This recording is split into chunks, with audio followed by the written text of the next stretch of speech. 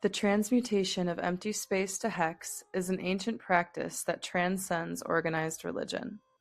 The Creator calls to the universe to hear their intention, and with every stroke of paint, that intention is pressed both inwards and outwards in a universal rhythm that sanctifies the hex. Whether you are calling to Sunna, the Germanic sun god of ancient times, or to the Holy Trinity as later adapted in the Dutch hexing practices, you can be sure that entangled in the very makeup of that hex is the energetic footprint of its creator, and the intentions therein live on as sort of an echo, carrying home the ancient magic that has existed since time itself. But what happens when superstition gets the best of those who've held on to tradition? Today we explore the symbolism, spells, and folk tales behind Dutch hexes, tales that tragically led to the untimely death of those who dared to be different. Welcome to Who Are You? Curious Stories of Family Lore.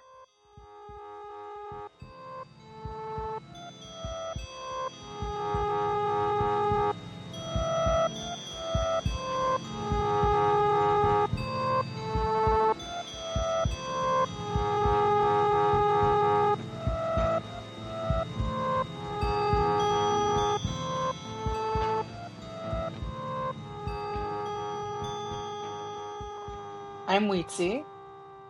And I'm Sam Ivy. And welcome to episode 18. Yeah. Today we're going to talk about some folk tales, symbolism, and just overall spooky magic that has to do with the Pennsylvania Dutch, but also these traditions went with all of the settlers that we talked about last week. So Pennsylvania, New York, Maryland, Vermont, basically wherever they settled, they carried these traditions with them because they were rural traditions. So it all connects from last week.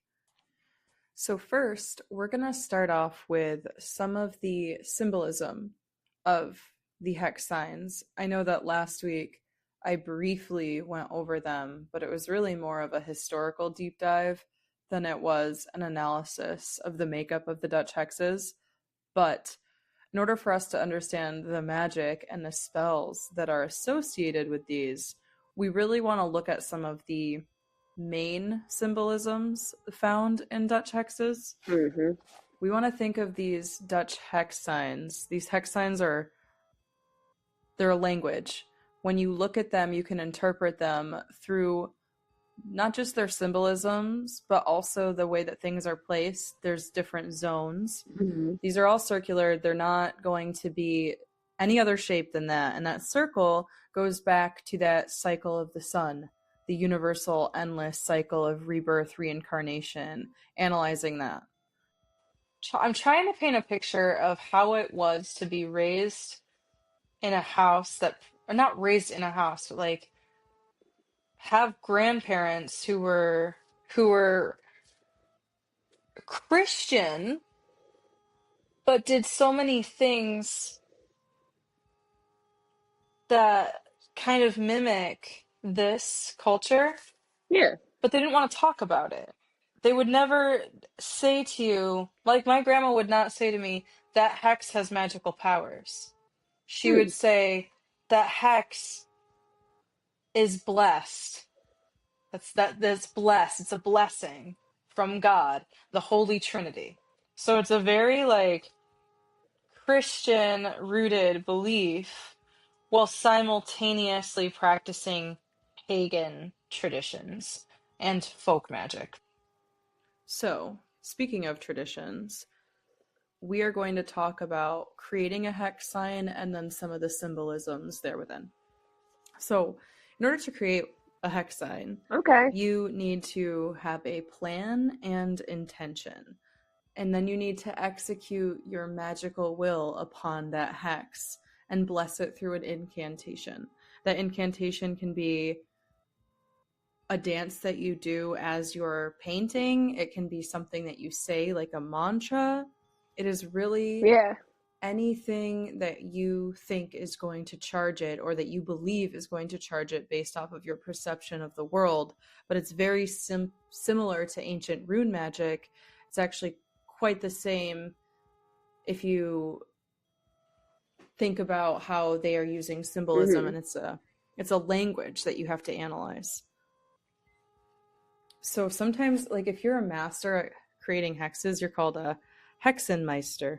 So there's a Hexenmeister, Lee Gandy, that he thought that hexing, creating a hex, you are actually projecting your telepathic view onto the universe. These hexes are actually telepathic blueprints that can guide other people to the point or cause of what you're trying to discuss. And that is done through the symbolism that we're going to talk about. But you're essentially casting intention for materialization. That's cool. So that is the key to this, is intent for materialization. You also have to sustain your intention long enough for it to actually be projected out to the universe, according to this Lee Hexenmeister, which makes perfect sense. So if you're trying to send a signal over a radio to somebody and you are just sending little quick beeps, they might miss it. But if you send a long tone over the radio, they're more likely going to hear it, even if they're frequency scanning, because as they're jumping through the frequencies, they're going to catch that full tone because it's not missing any time and space.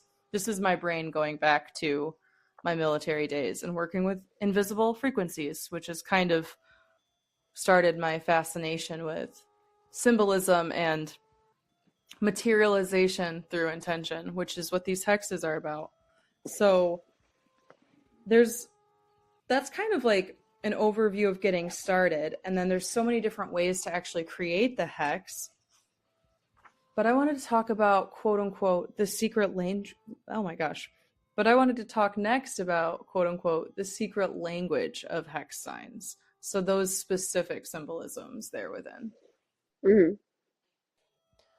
So something to note, hexes are always going to be round because they represent the never-ending universe and the connection of all living things, past, present, and future.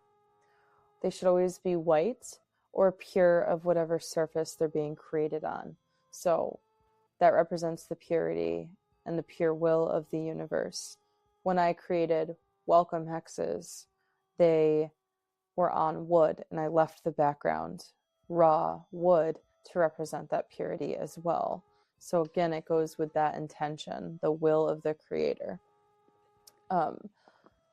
Another thing to note, that they can be broken up into many sections, each section being specific and symbolic, but very kind of overview is we'll talk about up to 3 sections. So you have the inner world versus the outer world, and then you have the subjective universe. And that is very, very like personal to the creator of the hex. And oftentimes you're going to see that in the center. So if you see a hex that has a detailed center and it's broken up with multiple layers to it, like a center design followed by a variety of different shapes and lines. My brachos stuff, and and fausters. there's other like waves and patterns. Then you know that this is a commentary about the hex creator's vision. So it's a personal reflection. But then hexes that aren't segmented, that are just like one big hex, like the Welcome Hex, that's a comment on the entire universe. So that's welcome. That's a universal hex. That's not necessarily a comment that the creator. Yeah, like, so don't associate us with that if it's not us. Kind of makes sense. Little brief overview. But then within these different sections, there's going to be different shapes and different images. Geometric shapes hold a lot of symbolism, as well as there's like organic shapes as well, like flowers. Okay. So we'll talk about it right now. There's a thing called the Earth Star, and I'll post pictures of these. But the Earth star provides all the good things of the earth. It represents stable harmony. The tulip is a sign of faith, loyalty, faithfulness, but also it can be representative of self-faith. So faith in yourself. So if you see a Dutch hex with a big tulip design, that would be more of a hex about faith in the universe, or faith in whatever the hex creator is drawing from, just faith. But then if there's a smaller design in the center surrounded by a geometrical patterns and such, you know that is a commentary on that creator's faith in oneself, or whoever's purchasing the hex or gaining the hex. It's a comment for that person, whoever has that hex, to have faith in oneself. So the meaning becomes different depending on the design. So these symbols combined with placement and design are what makes the hex language, the hex magic. The heart is a sign of love. The disselflink or thistlefinch is a sign of good luck and good fortune, and is very common. And it's actually what is on the Welcome Hex. I called it a dove. It's a finch. Pretty sure my grandma called it a finch too, but I could be mistaken. But it's a thistlefinch, a distiflink. I'm probably saying that wrong. The eagle represents courage, strength, confidence. The oak leaf is a sign of masculine qualities, not necessarily male, just masculine. And it's qualities of character, life, vitality, those types of things. Strength, perseverance. The rooster represents watchfulness and spiritual vigilance. So maintaining your spiritual faith in whatever that is, kind of like that reminder to tread forward. These are the really common symbols, so that's why we're talking about them. Pomegranates represent fertility. So that's common. Some of these symbols are universal, so they'll appear in other cultures as well. Like pomegranates in ancient Greece also meant like fertility. They still mean fertility now. Lightning bolts appear. They're a sign of storms and stress, destruction, representing almost like a negative thing. So that's where the negative parts of the hex kind of come in. Raindrops represent that element of water. This could include waves as well, but waves represent like the spiritual part, the emotional part. So the raindrops represent that flow of emotions. Might not necessarily be a bad thing if those raindrops are swirling in a spiral. That could represent your emotions aligning with the universal flow of the universe, depending on what other symbols appear there as well.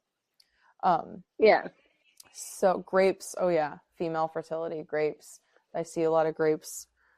Color is super important as well. You can have these hexes be black and white.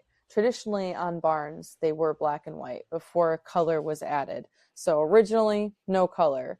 But then as color and paint became more available in the barns, paintings started to get more intricate, color started to take on more symbolism. And this symbolism is very universal, I think. So white is innocence, purity. Red is passion, love. But it could also mean like warnings. It could also mean a cause for alarm, power. Black, it could be discouragement, death, action, black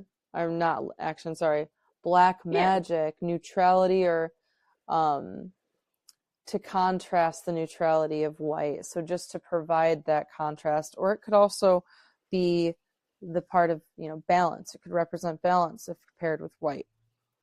Blue is protection, beauty, strength, but like spiritual strength. Blue is also powerful protector against hostile magic. So if somebody casts a hex at you or creates a hex against you, then you can protect yourself with a hex that contains blue and some sort of symbolism to counteract that. So if there's hostile magic being cast at you with intention, you can block yourself or protect yourself with blue. Violet represents dignity, power, pride of ownership. It's also a sign of like suffering and humility and having gone through something. Think Purple Hearts for veterans when they've been wounded in combat. They get a Purple Heart. Yellow either means jealousy, deception, treason, mistrust, sickness, or it means divinity, truth, the sun, love, empathy, sacredness, So really it depends on the imagery it's paired with. Green, abundance, luck, fertility, just good fortune, victory, conquering something. Sorry, itching. Brown represents degradation, but also like sensual pleasure, harvest, but also humility as well. Okay, those are the symbols. Now, if you take the symbols and the hidden language with the Dutch hexes, now we're going to combine it with the Long Lost Friend, which is a grimoire that has a bunch of spells in it. And those spells also are the reason that a lot of random sayings used to be said, like old wives' tales and stuff like that. And I grew up with a ton of them, like weird things that adults would say that would like cure you, have roots in the Long Lost Friend. Things like, if you're sick, if you're sick, you crack your window open so that if you die, your soul doesn't get trapped in your bedroom. Something like things like that. Keeping a wicker broom somewhere by your door so that you can sweep out evil spirits. When I moved into this house, I was gifted a small wicker broom from Brad's mom. That's Dutch folk magic right there. Yeah. It's everywhere. That's wild. Right? The folk art in upstate New York countryside and Pennsylvania countryside is German dominated. You will drive through the countryside and see barn stars. We used to do this. We used to go and see how many different designs we could find and try to guess what they all meant. This was a thing we did. Like looking for florets versus stars versus birds versus vines and like wondering, oh, what do you think that symbolizes? Where do you think that family got that from? That's cool. In the 1920s, when a lot of these barn stars were fading away, and you had people coming to ask about the history of them, a lot of people wouldn't talk about it because there was a heavy amount of folk magic being practiced in the 1920s at this time.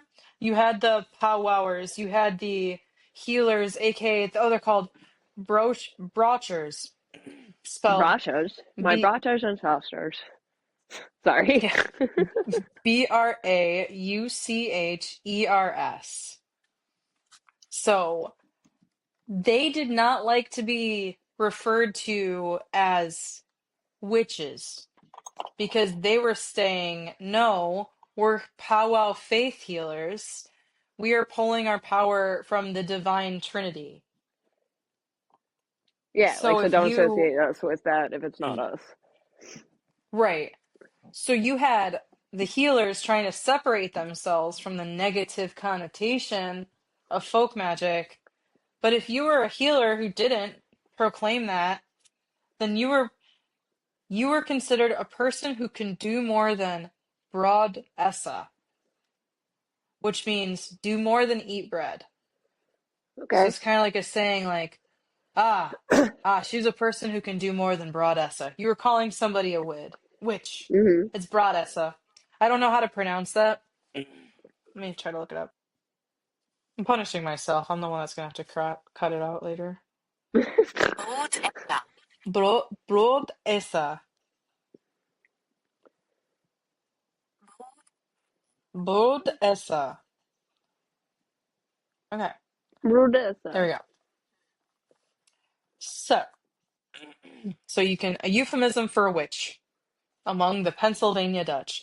But what is interesting is I've heard that, like, something about, like, my grandma has said things like, better not eat bread, or, Mm-hmm. oh, she better not be eating bread, or, like, kind of like sayings like that, like references to bread about bad things. So it's like, something's there. Hmm.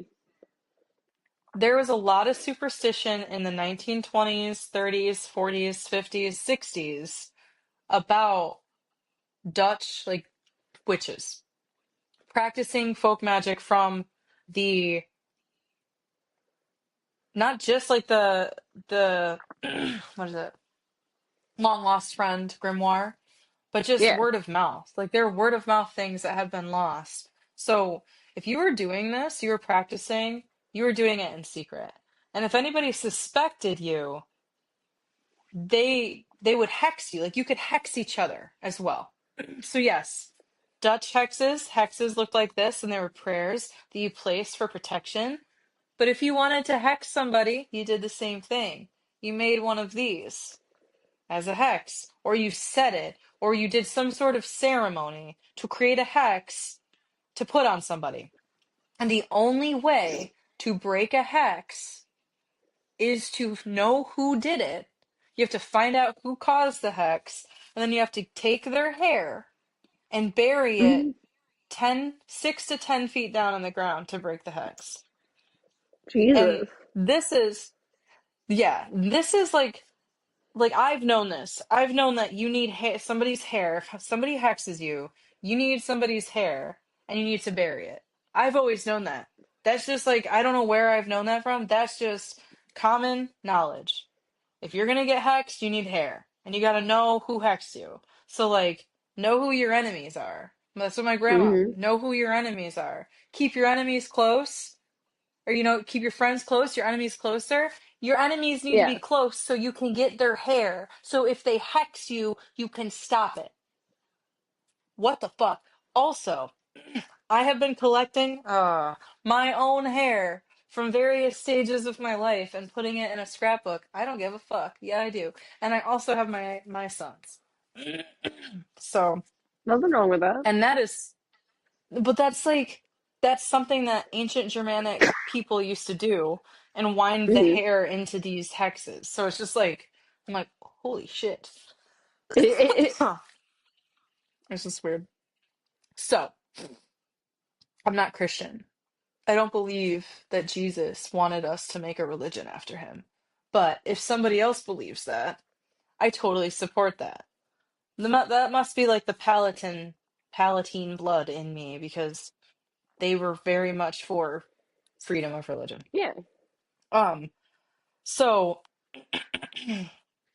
I want to now get into the secrets of a Pennsylvania Dutch witch. Um, the secret being revealed at the end. But this is a true story about a woman named Annie Buchert-Bieber. She was born in 1874 and she died in 1960. If you Google her name, you will not find anything of this. Damn. And the fact that more, like, a lot of people know about the Hex House murder, which we're actually going to talk about next week. I want to do more digging into that. But I thought a Okay. good place to end this week. Yeah. I know that there's a delay, so I'm sorry. If you start to say something, just keep going. I will hear you and stop talking, and then I'll fix it in post. Because if you have something to say, I want to make sure I'm pausing and not talking over you. Because I'll value what you say, and I'll talk fast. So, um, so there is a place. This happened in Pennsylvania, in a place called Ole Hills. And this man, Richard Shaner, this is about his aunt Annie, Annie Bouchard Blanchard. So she was living with her husband Frederick on top of this hill in this Rupert's Eck, aka Corner. It's this like really rural area in Pennsylvania, and this is in the 1800s. Or I'm sorry, this is taking place in the 1900s. Um, her husband Frederick was a basket maker. Like he would custom weave these melon-shaped baskets, and they were like for carrying melons. And I don't know Okay. what kind of melons. Yeah, I don't know what kind of melons. But just melons. And she would help him. Um, and they also like would make potato sacks out of stuff on their property because they had a farm. And so they were just living their life, the two of them up at the top of the hill. Um, but there are two basically when this her nephew would come into town, they would whisper and be like, "Oh my gosh, that's the nephew of Freddie Bieber and Annie Bieber." And they would basically treat him like crap, like look at him with suspicion. Because if Hmm. you or anybody you were related to were assumed to be a witch, people would not talk to you. People would steer clear because they were like, I am not being hexed. I am not being involved. Like they were Hmm. seriously terrified about the power of folk magic. And they should be because I think there's some credence to a lot of it. I think there's a lot of power to be had, but I also think some of it's like a little kooky. Agreed. That's just me. Um, so his aunt, Annie, was a recluse. So Frederick and Annie were recluses living up. It was very hard to get to their property. So people were just wondering what they were doing up there. Typical kind of motif, right, of a witch. And Hmm. she had a bad back and she walked with a cane, hunched over. She's like 80 years old at this point. This is in 1950. So in 1957, she's like 78, 77, 78. And not only did she help her husband like with basket weaving and made potato sacks and was a hard worker and farmer in her own right, but she also like had an apple orchard and she picked apples and she made everything you can think of out of those apples from apple cider to apple juice to apple butter. Um, and in order to create apple butter, you had to create a huge fire and a huge vat to put boiling water in to put your apples in to boil them down. Well, at in 1957, Annie is in her late 70s and it's the 50s. She falls into the boiling vat of water like a giant witch's cauldron Oh, and gets burned like uh this is what happened, like her back got messed up, but she also is completely burned, so now she looks terrifying and she's hunched over yeah. and she has a cane. She's a recluse living at the top of the hill, practices Dutch folk magic. This isn't good for her. Let's just put it that way. People were not interested in talking to her. They believed that she was hexing them. Basically, there was a child who was cranky and couldn't sleep, and this was going on over and over again. Nothing they would do was helping this baby sleep. So they brought him to their powwow faith healer or broacher. Let me see how we say that actually. Nah, I don't know. Doesn't know because it's Pennsylvania Dutch, so it's like it's not German. So I don't know. I'll have to ask somebody. But a powwow faith healer. So one day, like this Richard went to visit his aunt, and he said that she was nice and quiet, and he doesn't really remember anything specific about her, other than she had never seen like a watch before, and he had a watch on, and she just like couldn't stop admiring his watch. Like Yeah. that's what she remembers, like he remembers about her. And to me, that shows me that she had never seen a watch. She was just like, "What is that?" You can tell the time on your wrist. Like she was being Hmm. fascinated by technology, but he saw that almost as like a negative thing because he admits he heard the superstition of the town and was embarrassed, like kind of. it seems like at Yeah. first. And so he was like, "Oh, she just wants my watch," you know? Yeah. Which I was like, I don't see it like that. But this little baby is sick, right? He can't sleep, and the family's like, "We got to contact our powwow doctor." And the doctor's like, "Oh, somebody's robbed your son of sleep. He has a hex on him." And we gotta talk to, like, basically the book, the Long Lost Friend grimoire has spells and stuff like this, for example.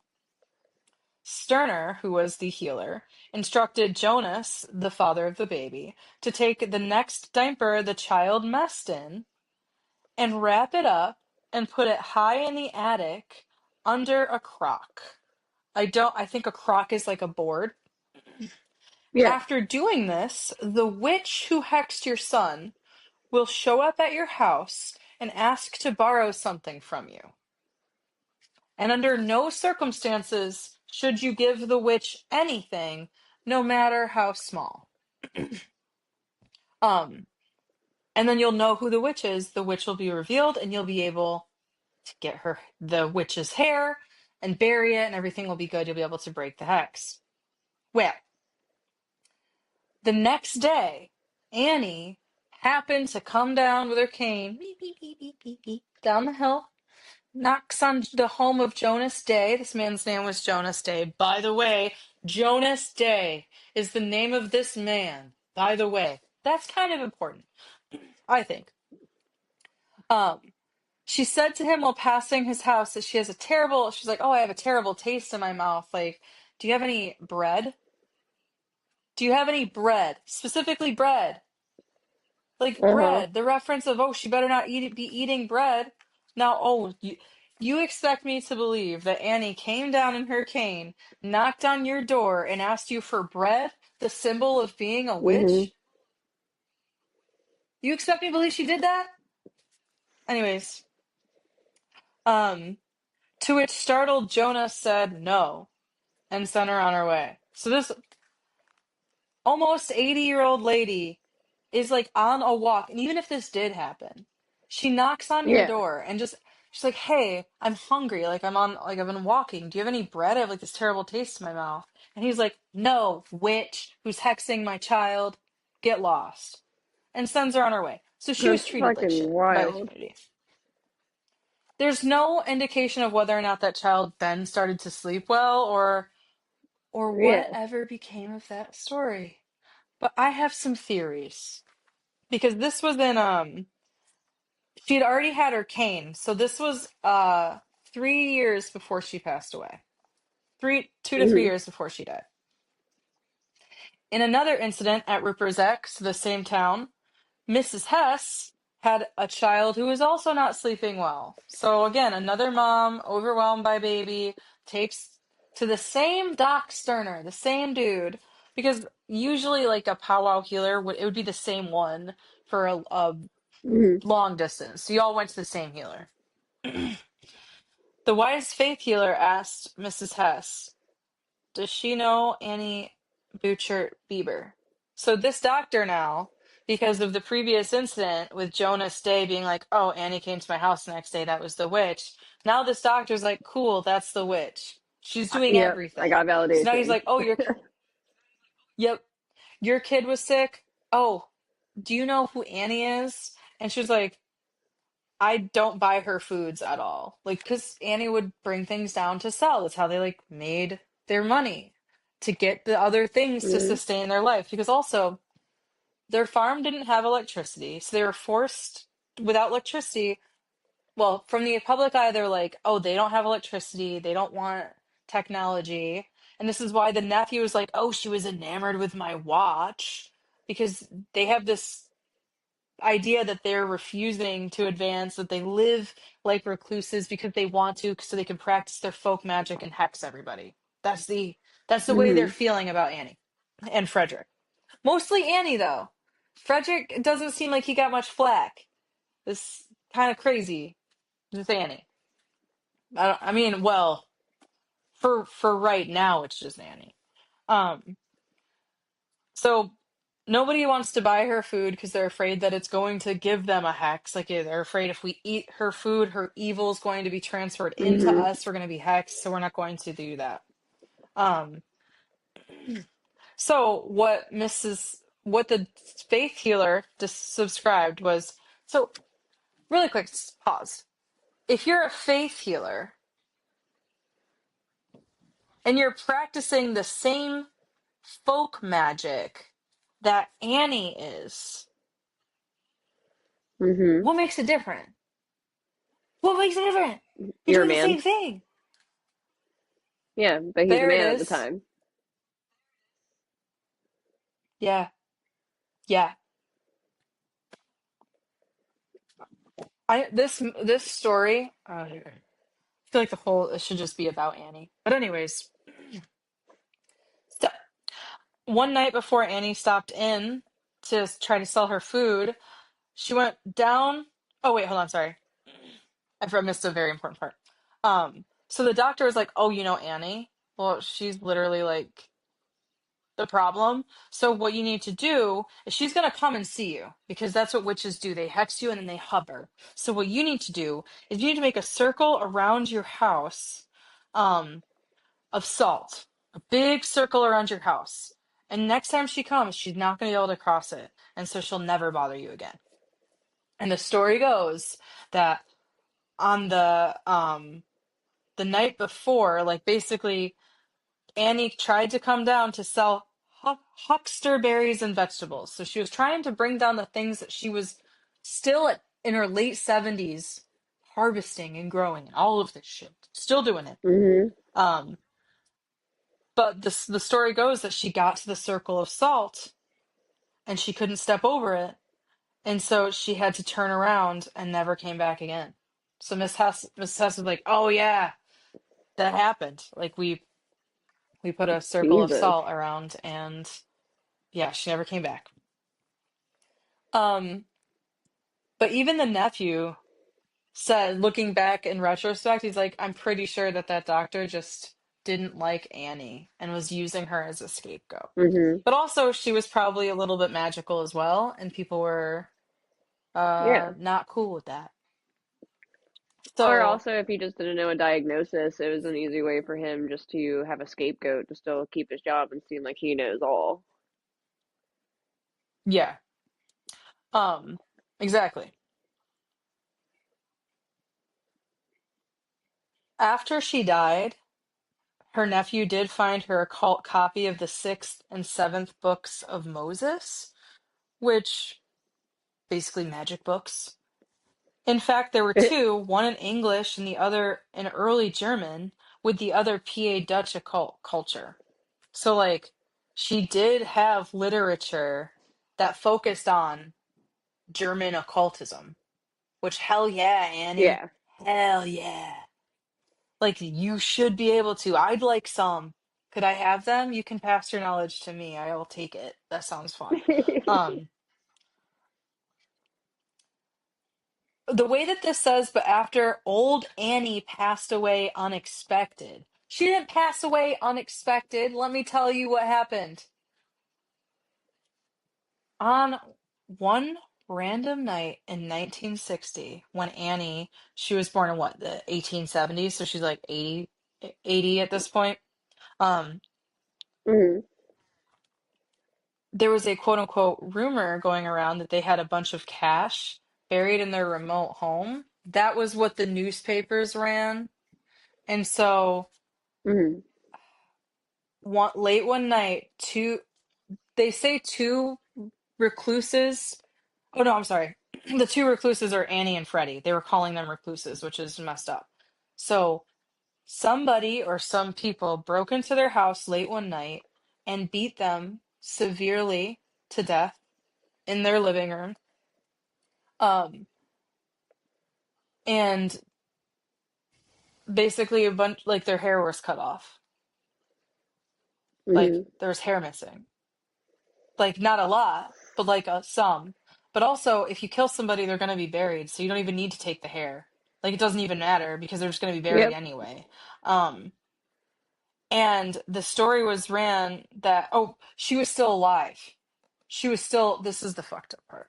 So he died, he was dead. She was still alive, which then people were like, oh, she's still alive. See, she's a fucking witch because that didn't kill her. What? So she Mhm. was in need of serious medical help from an actual doctor. So she had a friend in a near, like a family friend or a friend of a local family stayed with her while a doctor was being sent for. But she progressively got worse because she's like hemorrhaging. She's 80 years old. She was beaten to the point like Yeah. unrecognizable, broken limbs, like absolutely destroyed, beaten to a pulp, 80 years old. I just cannot get over this. She tried to call, what her name was, Mrs. Herner was staying with her. They don't give her a first name, which is annoying. So Annie like tried to like call her over to say something because she knew she was dying. And this woman, thinking that Annie wanted to pass on her paranormal, it was called paranormal hexery power on her deathbed, because you have to you have to pass it along verbally, has to be verbally given. Mrs. Herner Mhm. closed Annie's bedroom door, for she was not interested in learning Lucifer's. So she didn't even walk over to her and didn't let her say her last words. She walked out of the room, shut the door, and Annie died alone next to the dead body of her husband. Jesus. That's so fucked up, bro. Yeah. And they say the two men who beat her and her husband were never found. That actually says, but the two men who beat her and her high school band up were never found. That must be a typo.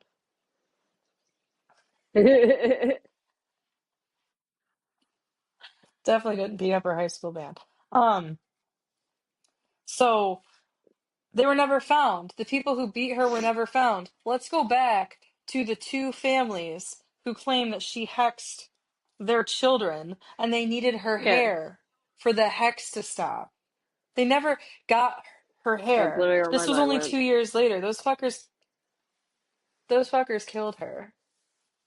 Those fuckers killed her. So I believe Dr. Sterner is the reason she died. And this was a thing that was happening all over, not just Pennsylvania, but upstate New York, and is the reason why women, powerful women, were silenced, because they would see Mhm. women like Annie, get just fucking beat down in their own home, and nothing is done about it. Nothing is done about it. And then, to add salt to the wound, they were never found, never identified, because nobody honestly tried to look for them, because they're like, this is just a dead witch, we don't care. Yeah. Um, this nephew did a little digging and realized, and I'm gonna say this stupid bitch's name too. Um, the reason that Annie and Freddie lived in as recluse like that is because an urban real estate mogul they had bought and owned the land leading up to the farm. So basically the big space where if they wanted electricity installed, it would have to be installed on that part, like the poles. That real Mhm. estate company owned it and wouldn't let them install anything on that land. So therefore, they were forced to live that way because they couldn't afford the amount of money the real estate company was trying to make them pay to do that. And so they Mm. weren't just being bullied by their community, they were being bullied by giant corporations, which directly resulted in their death. That's crazy. Yeah. So, um, this nephew, So this real estate company is called Metropolitan Edison Electric Company, and the person who was directly responsible for this was Gladys Paddock. And if any descendant of Gladys Paddock is listening, she was a bitch. There you go. She was a bitch. And that's crazy. Um, but this nephew did eventually work with Met Ed and get them, this stupid bitch Gladys, she's dead now, to agree to allow Met Ed to electrify the farm, but she was already dead. Annie was already beaten to death in her own home for being a witch. And Jesus Christ. something, a little fun fact about Annie Bieber as well, because Annie Buchert-Bieber um, is Gladys only agreed to electrify the farm if this nephew gave Gladys the cast iron stove from Annie's kitchen because it was believed to be a magical cast iron stone and uh it was cast iron ore. It was a cast iron ore and panther stove. The pipe fitting was molded with dragons on each side. Cast iron That's tight. dragons on each fucking side. She was a fucking witch. Yeah, she was. And this Gladys bitch wanted it. This Gladys bitch was like, give me that. Fuck you! Oh, I'm so It, mad. I want to know where that cast iron stove is because Gladys did not deserve it. She's like, yeah, I'll electrify that if you give me that cast iron stove. How about eat a dick, Gladys? for real. Fuck Like, couldn't do that for Gladys. me when my parents Anyway, were any ants over there. yeah. So that is a brief history of Pennsylvania Dutch folklore, the long lost friend grimoire briefly, and Annie Bouchert Blanchard, or wow, Bouchert Blanchard, Bouchert Bieber, and her fucking murder, basically. So Yeah. yeah, Goddamn. My mind is flown with so many facts now.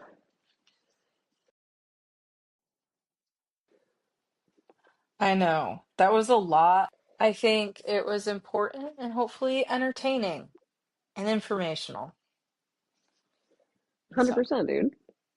all right, well. Do you have any final thoughts for the listeners? Um, Final thought would be is just, take the stories that we've shared today and look onto your life, look at your traditions, look at what you've seen your parents and great grandparents and stuff do and see what the similarities are. It might not be exactly the Dutch hex, but what is their variation of the Dutch hex? You know, open up your eyes to it, Yeah, pay homage to it. yeah. And don't forget, if you would like to win one of these Dutch welcome hexes for you to put on your front door, your back door, window, doorway, all you have to do is email us at wrupodcast@gmail.com or send us a direct message on TikTok or Instagram with a story of maybe a family tradition, maybe a dream that you had, maybe something unique about your family line that you would like us to share, and we can keep it anonymous as well. So there's been a couple submissions so far, so we hope to get more. Ooh. All right. Well, I guess, never stop asking yourself, Who are you? who are you? Who art thou?